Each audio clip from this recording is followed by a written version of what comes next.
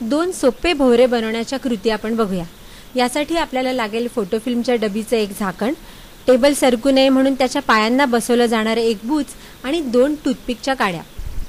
बुचाच्या मधोमध जे भोक असतं त्यातून एक टूथपिकची काडी घुसवा आणि तीच काडी धरून गोल फिरवा। बघा, एक छानसा भोवरा तयार होतो आणि तो बराच वेळ फिरतही राहतो। आता फोटो फिल्मच्या डबीच्या झाकणाच्या मधोमध एक भोक करा आणि त्यातही टूथपिकची काडी घुसवा की एक वेगळ्या प्रकारचा भोवरा तयार होईल। आता या दोन्ही भोवऱ्यांच्या वर एक न्यूटनची रंगीत तबकडी चिकटवा आणि हे भोवरे गोल फिरवा।